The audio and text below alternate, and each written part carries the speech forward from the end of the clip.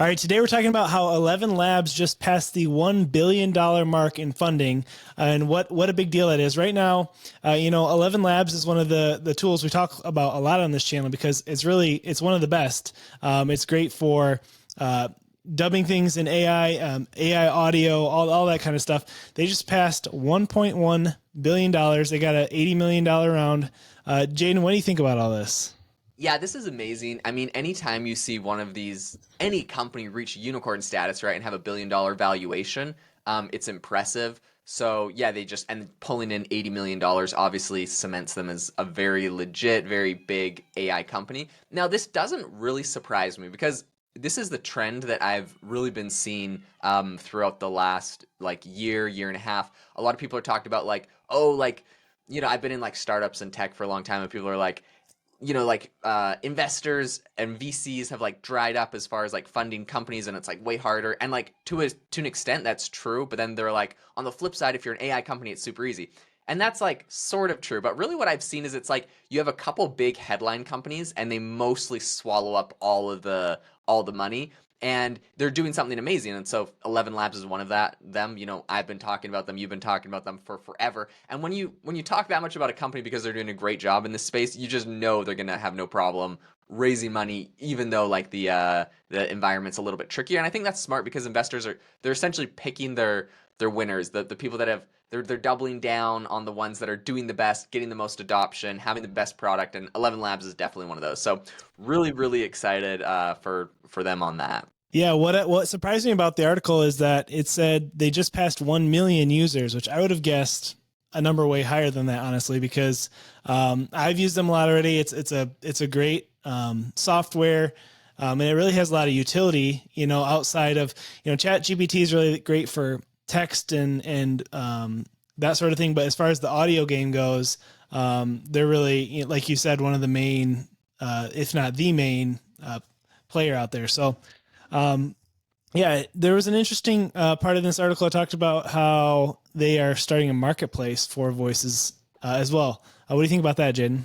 Yeah, no, I think this is fascinating and a really good move on their part, which is really interesting, right? Obviously, this is the AI Hustle podcast talking about making money and side hustles. This is an interesting one.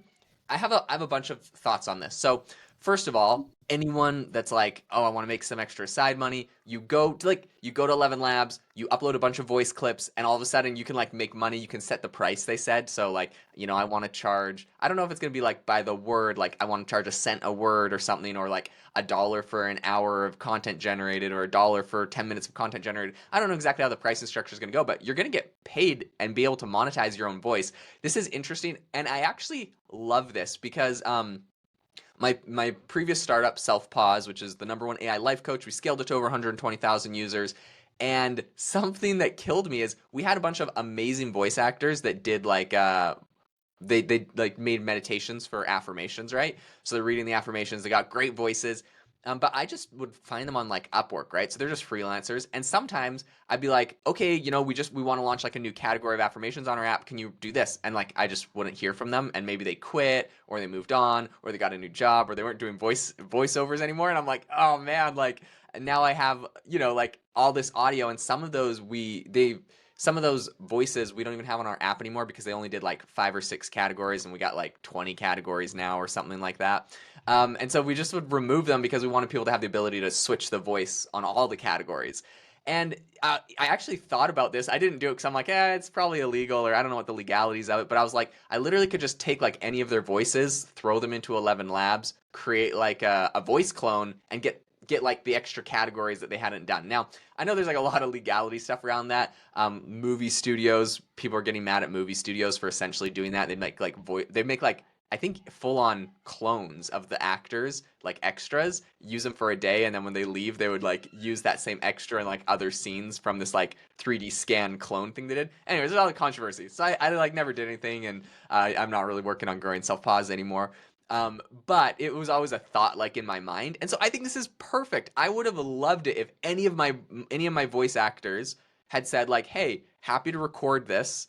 If you need more, it's like X amount. There's a licensing fee, and like you got to pay a little bit of money." And I could have like gotten all the rest of my stuff recorded that I like wanted to, or I mean, in like the horrible case that someone gets really sick or something bad happens to someone, like you can still have access to that voice. And I think this will be good for actors and musicians and all sorts of people. It's cool. What do you think? Yeah, I mean, I think for voice actors, it's actually a huge opportunity for them to almost turn their job into a passive income stream, because once they get their profile uploaded, people will be able to use their unique voice, and then pay them without them actually having to sit for hours and record, take up studio time and all that kind of stuff.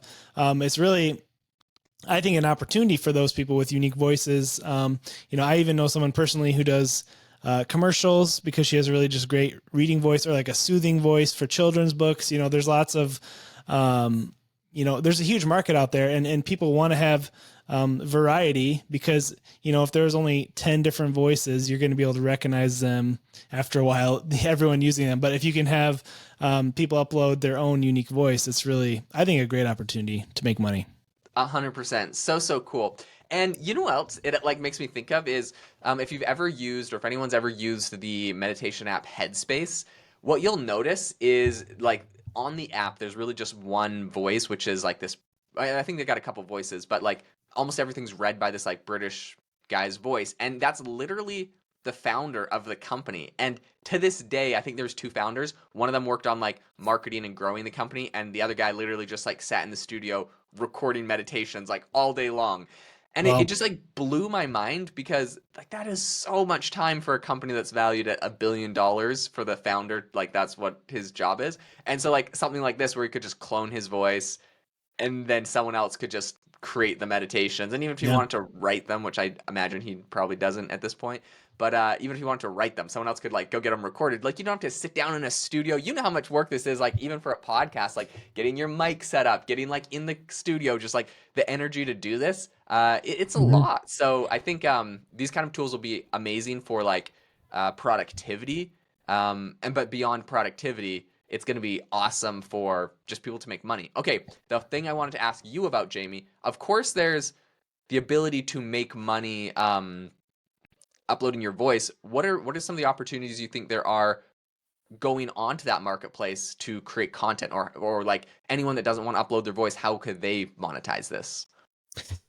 That's a good question. So, I think, there's lots of people who are looking to have audiobooks made. And so, I mean, ElevenLabs is great for that too. If you wanted to even convert written word into audio, it's a shortcut. It's a cheat code almost to do that. Instead of having, again, to pay someone to go read your book, you can instantly have it turned into an audiobook, in different languages, even different, it's all right there, and it saves a ton of time. And if you can be like that middleman who offers a service to a book writer, to an author, to a publishing company, hey, I can, turn your books into audiobooks for, a lot cheaper than this other person, you're going to be able to, I think, make some really good money.